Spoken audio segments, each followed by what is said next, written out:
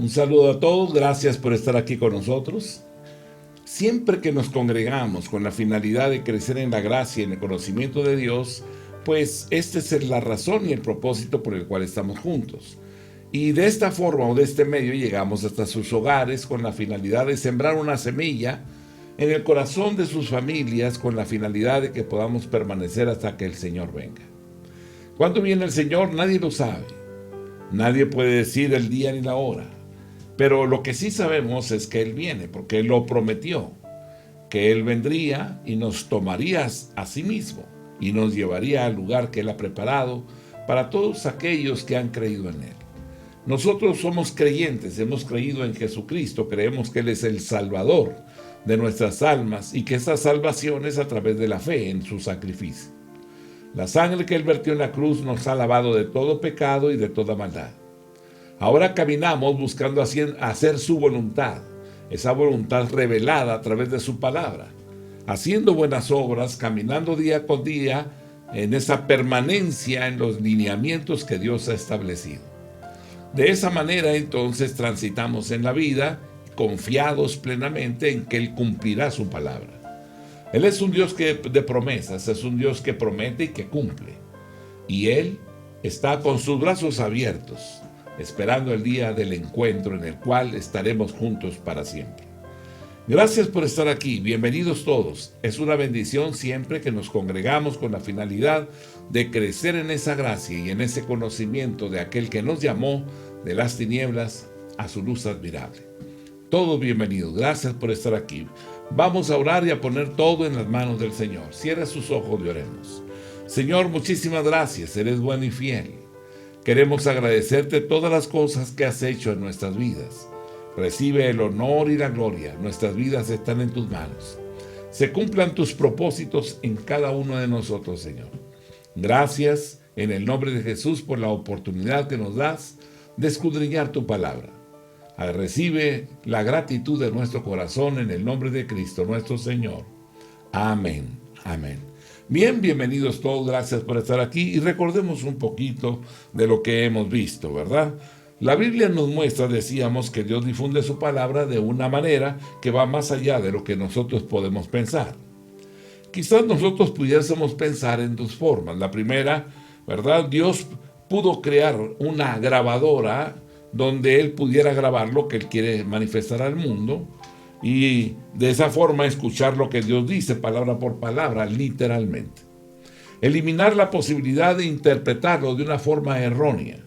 Además, todos podríamos oír la palabra de Dios sin ninguna contaminación. ¿Cuántas veces quisiéramos con solo retroceder la cinta? Pero esto no es lo que el Señor quiere, esto es lo que decíamos.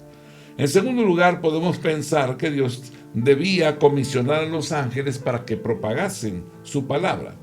En la Biblia podemos ver que en ciertas ocasiones los ángeles llevaban mensajes al hombre. Pero eso no era lo que Dios quería. De ser así, habría dictado sus palabras como preceptos, como hizo con los 10 mandamientos. Estos documentos o preceptos no tendrían ningún error ni ningún indicio del elemento humano. Se puede pensar que esto eliminaría una gran cantidad de argumentos teológicos, ¿verdad? De debates, discusiones, herejías. ¿Creen que si la palabra de Dios se dictara palabra por palabra, sería más fácil entenderla? Sería muy sencillo que Dios dictara su palabra en 500 o 600 cláusulas semejantes a la ley. Pero nuestro Dios no actúa de esa forma. Algunas personas quisieran que la Biblia fuera una colección de 1189 dogmas bien organizados y no 1189 capítulos. De esta manera tendríamos un manual cristiano que fácilmente nos proporcionaría información acerca de la fe cristiana. Pero Dios no obra de esta manera.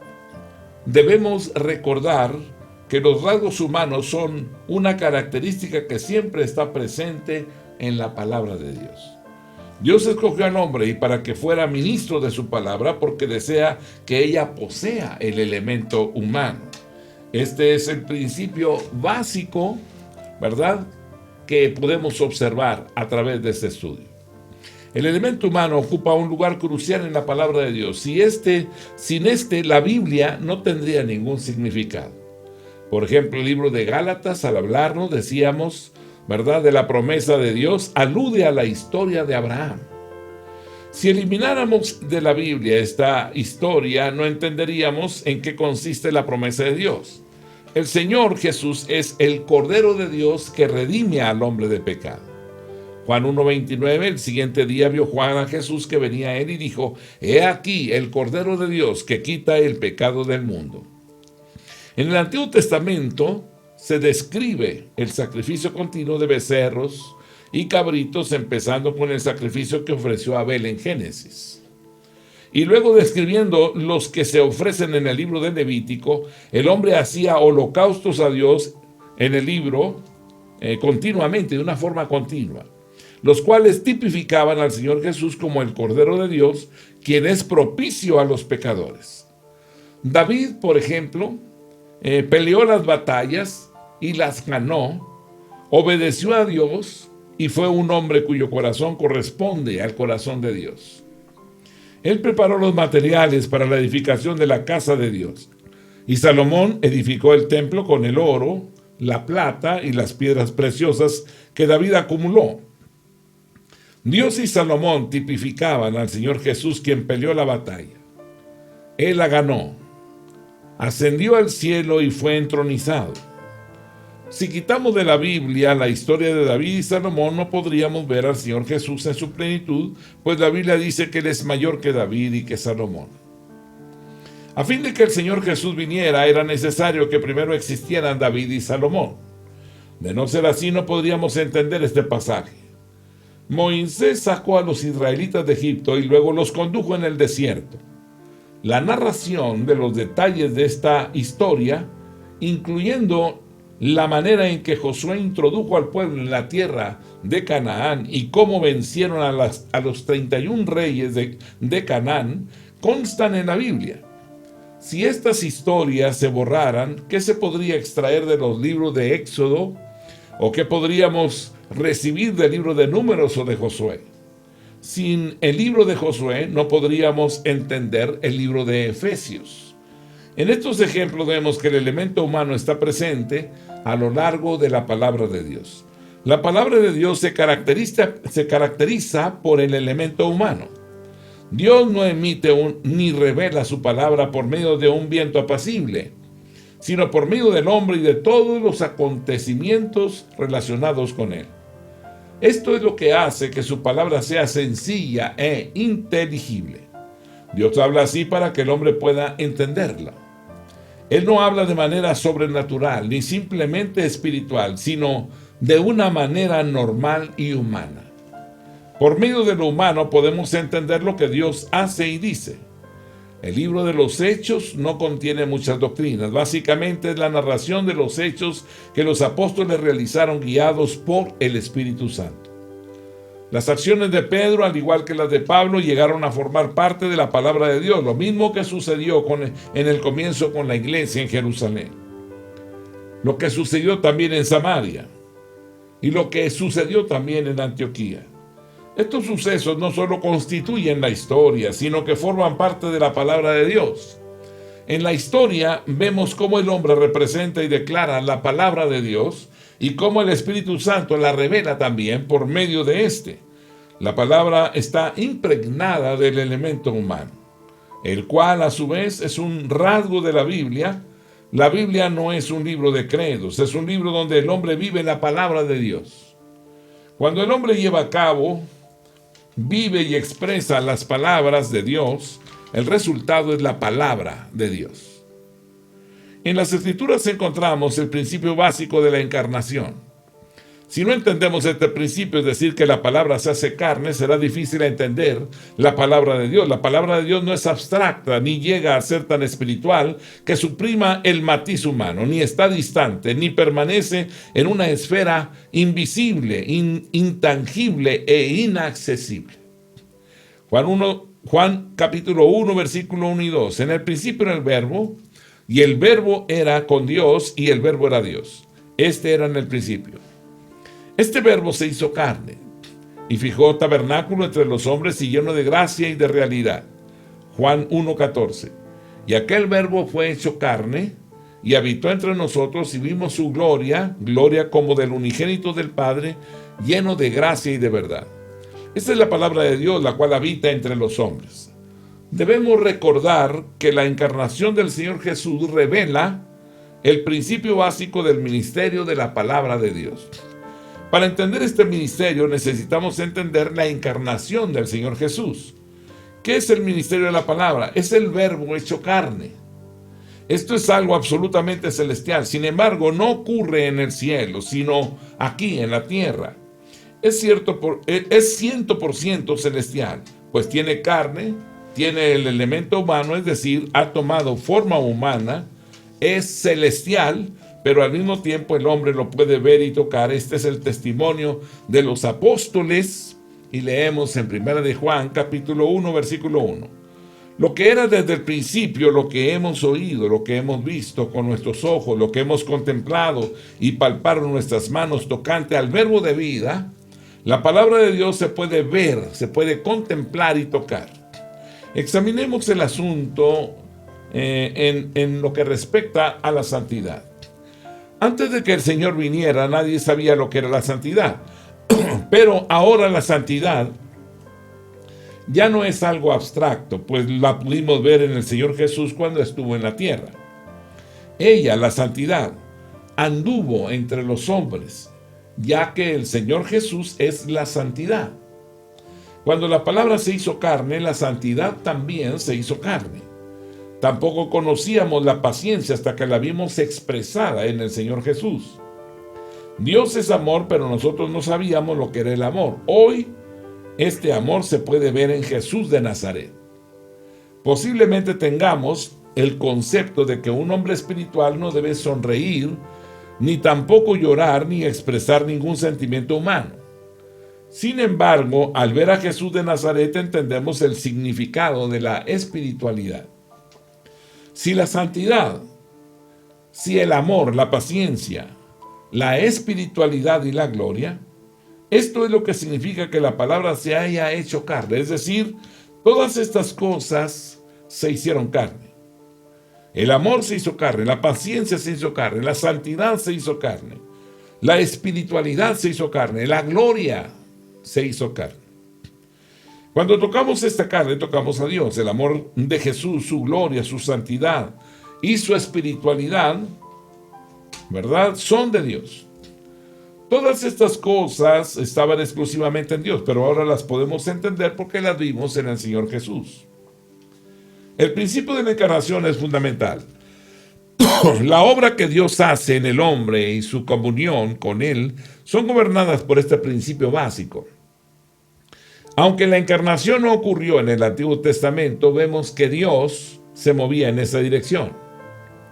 Y aún después de que el Verbo hecho carne ascendió a los cielos, Dios sigue operando conforme al principio de la encarnación.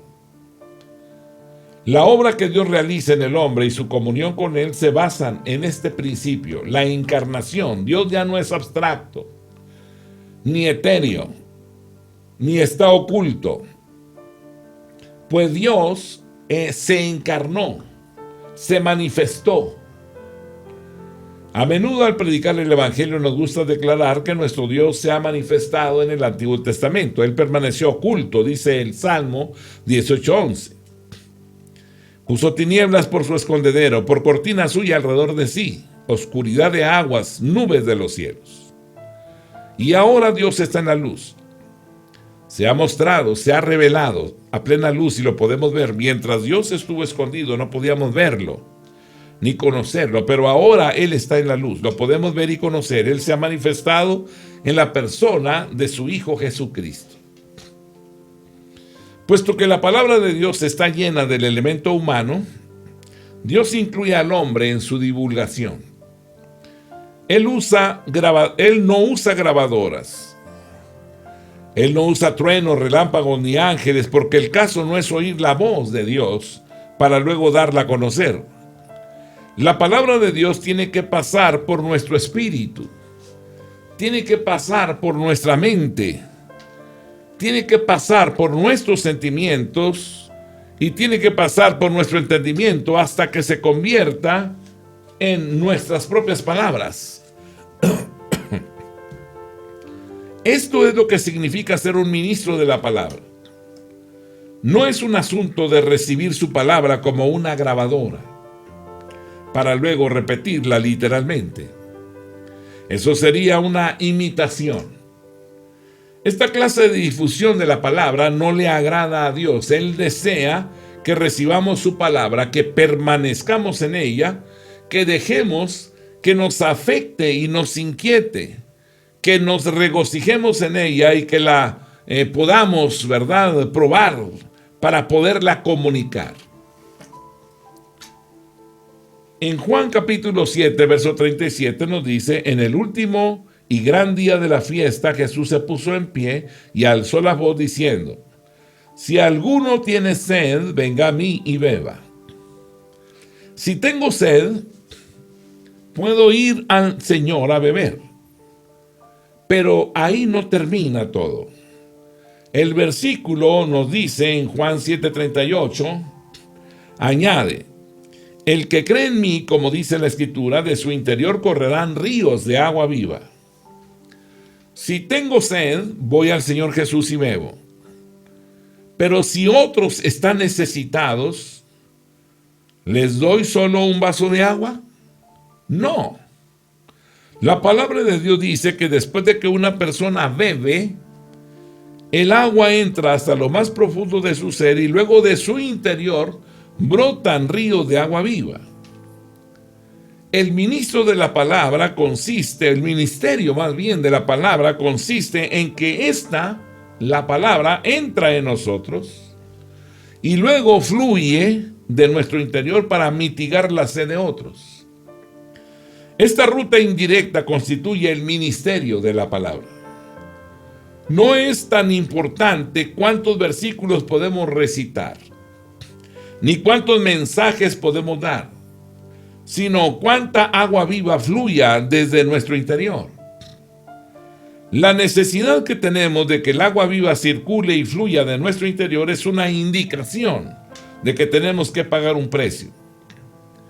Algunas veces el agua viva entra en nosotros, pero no sale de nosotros. En ocasiones entra en nosotros, pero cesa de ser viva. Y aún en otras, las impurezas de nuestro ser interior salen juntamente con el agua viva, lo cual impide el ministerio de la palabra. El ministerio de la palabra no consiste en proferir sermones elocuentes. Cuando la palabra entra en nosotros, nos quebranta, nos consume.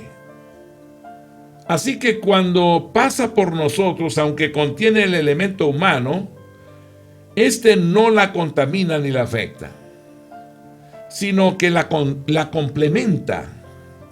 Tal es el ministerio de la palabra. El Señor hace de nosotros canales de agua viva. Para que esa agua viva fluya de nuestro interior, necesitamos que nuestro interior sea íntegro. Solo así la palabra de Dios fluye de nuestro interior.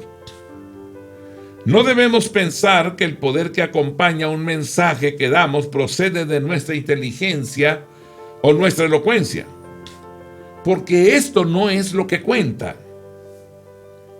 Lo importante es que al pasar por nosotros, nuestra humanidad realce y complemente la palabra de Dios.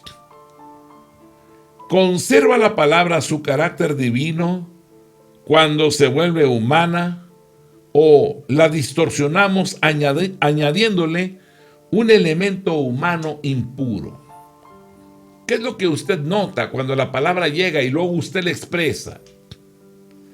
¿Nota que es distorsionada, malintencionada quizás? Esta es la pregunta básica que todo ministro de la palabra se debe formular, o toda persona que comparte en el ministerio de la palabra a otro debe de revisar si la palabra recibida está saliendo con pureza. El problema de muchas personas es que el agua viva deja de serlo cuando pasa por ellas. Es por esto que se hace hincapié en la disciplina del Espíritu Santo.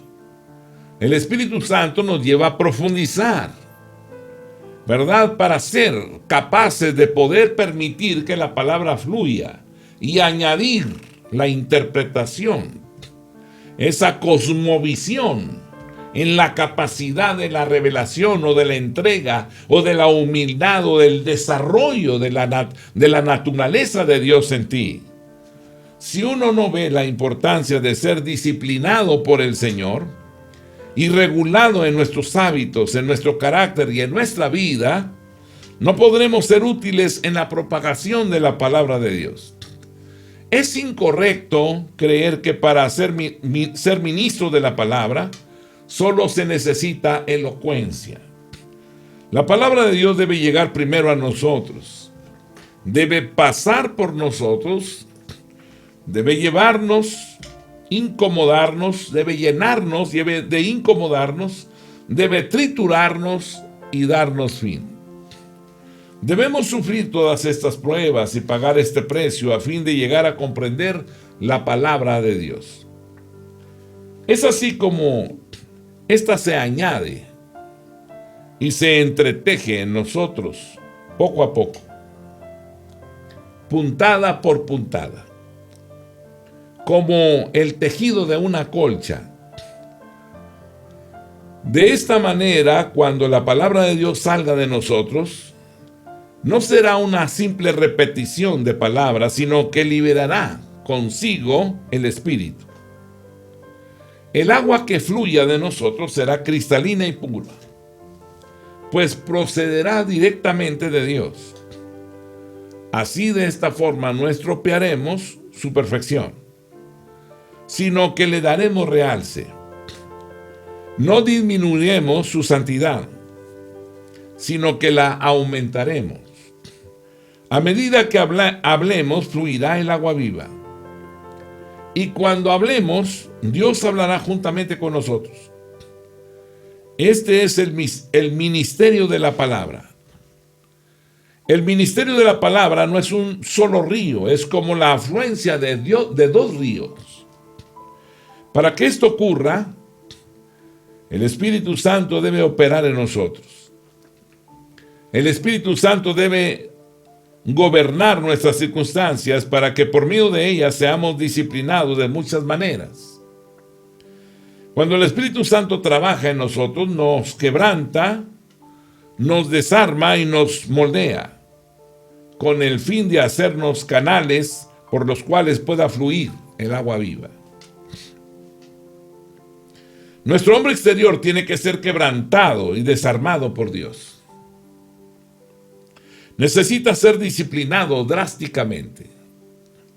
Una vez que el Espíritu Santo realiza dicha obra en nosotros, nuestro espíritu adquiere el entendimiento.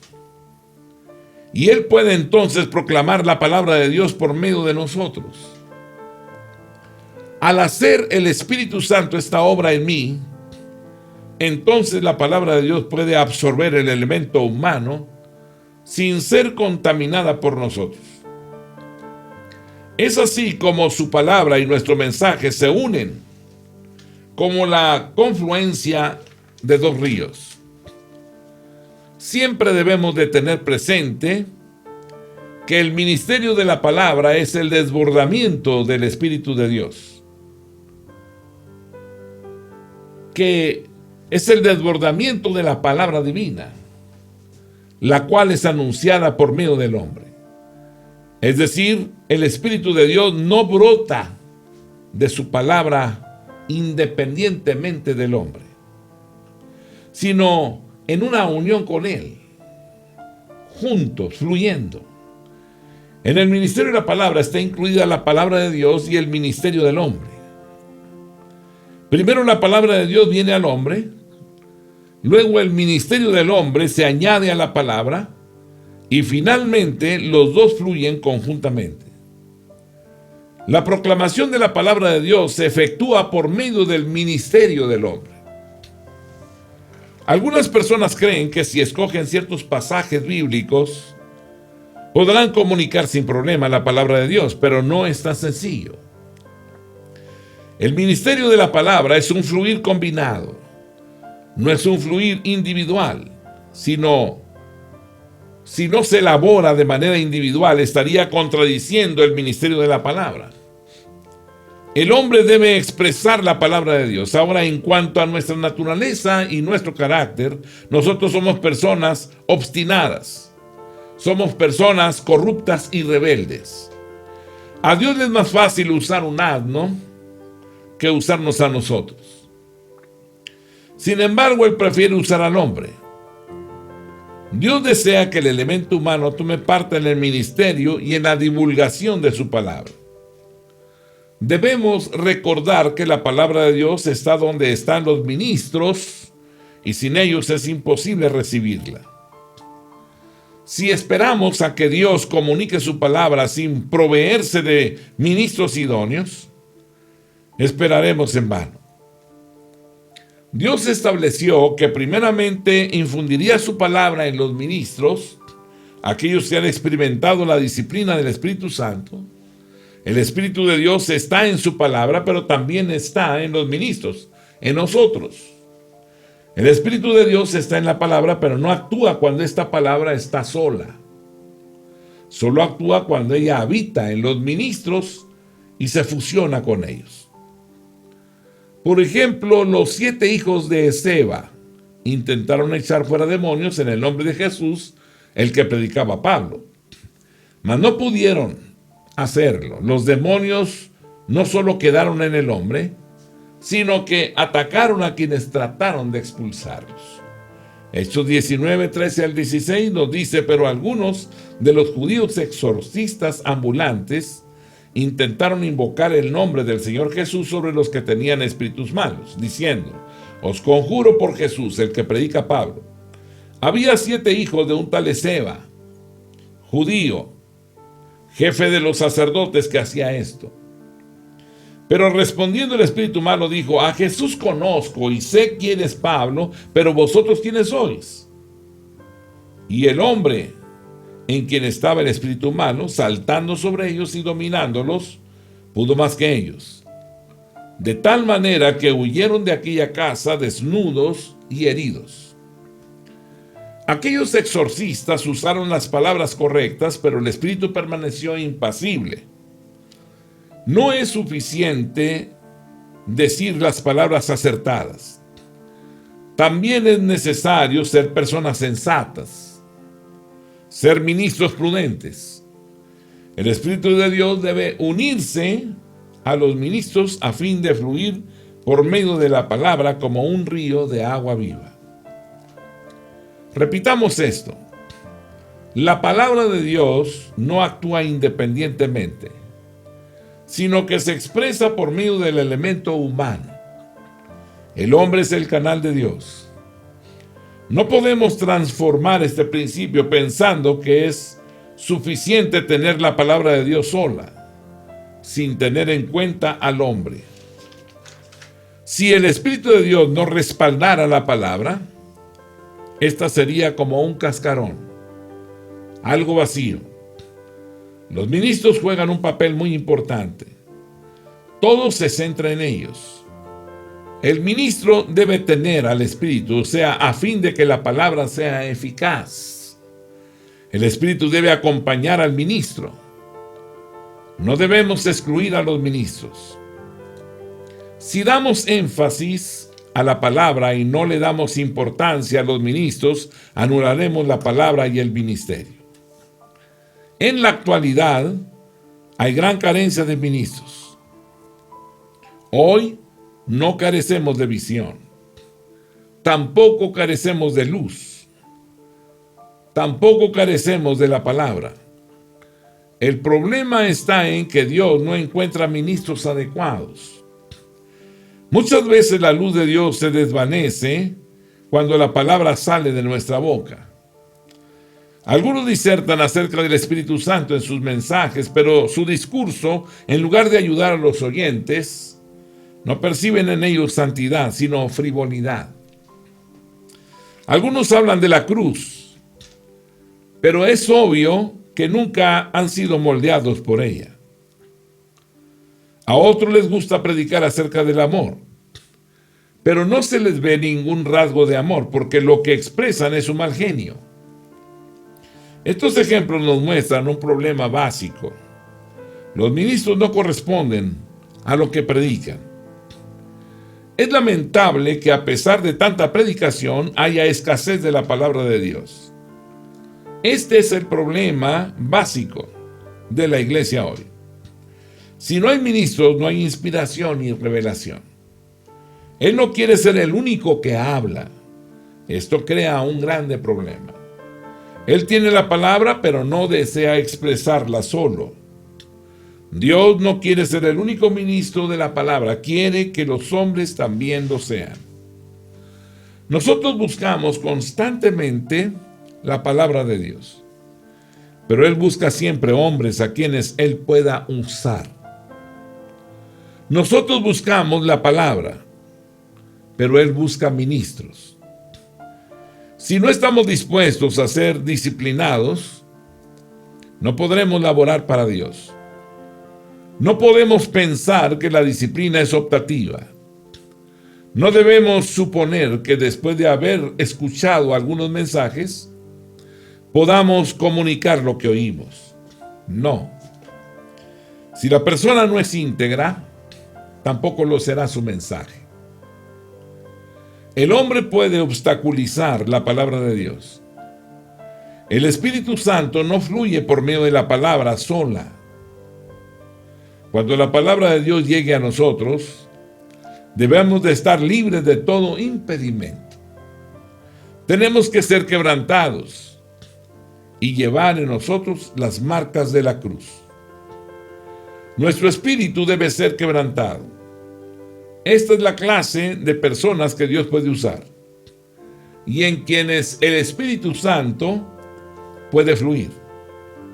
Si el Espíritu Santo está encerrado en nosotros, se debe a que nuestro hombre exterior muestra nuestra parte emotiva y nuestro temperamento le estorban y no permiten que la palabra de Dios fluya por medio de nosotros. Aún si diéramos un buen mensaje, en realidad lo que saldría serían solo palabras o enseñanzas y doctrinas, pero no la palabra de Dios. La palabra de Dios tiene que invadir todo nuestro ser, nuestros sentimientos, nuestro entendimiento, nuestro corazón y nuestro espíritu. Tiene que fluir en nosotros, brotar de nosotros e identificarse con nosotros. Necesitamos ser quebrantados y molidos para que pueda brotar de nosotros libremente. Si nuestras emociones están desequilibradas, si nuestra mente está deteriorada y si nuestro entendimiento, nuestro corazón y nuestro espíritu se desvían un poco, afectarán la palabra de Dios. No solo nuestras palabras serán inexactas, sino que también la iglesia sufrirá las consecuencias. Así que afectaremos la palabra de Dios y también a la iglesia. Este es el camino al ministerio de la palabra y es ahí donde radica el problema. Tenemos que permitir que la palabra de Dios fluya por medio de nosotros, sin ningún obstáculo, sin ninguna contaminación. Quiera el Señor concedernos su misericordia a fin de que podamos ver la luz en estas cosas. Si lo hacemos, entonces estaremos observando esa obra de Dios fluyendo a través de todos aquellos que han dispuesto su corazón para servirle. El Señor Jesús es una realidad. Él viene y viene pronto y viene por hombres y mujeres que lo buscan. Y en todo el periodo que hemos llevado, ¿verdad?, que hemos estado predicando la Escritura, cada día nuestro corazón se constriñe. Nuestro corazón, ¿verdad?, se va, podríamos hablar, condicionando para la entrega, para caminar junto a Él. Vamos viendo sus maravillas, vamos viendo el poder de la palabra y la transformación en la vida de la gente. Así que le queremos dar gracias a Dios por todas las cosas que nos ha mostrado. Y ahora buscamos de alguna forma decirle a Él: se haga conforme a tu propósito y a tu perfecta voluntad. Porque el Dios que nosotros conocemos es un Dios vivo, un Dios real. un Dios eterno, un Dios excelso, un Dios que siempre está ahí, en nosotros y entre nosotros. Así que hoy, ¿verdad?, quiero decirle que el Señor no se ha apartado. Él está con los brazos abiertos para recibirnos. Tengamos esa relación con Dios auténtica, esa relación con Dios abierta, esa relación con el Señor, ¿verdad?, de una forma que reconoce la santidad de aquel que nos llamó. Él lo merece todo. Él pagó el precio en la cruz y usted y yo estamos en deuda con Él. Y Él busca de alguna forma que usted y yo crezcamos en esa gracia y se pueda correr la cortina y podamos verlo cara a cara, tal y como Él es. Mi amado hermano, dejamos aquí. El Dios del cielo y de la tierra te bendiga y te guarde. Y gracias por estar con nosotros. La paz de Dios sea con todos ustedes. Amén.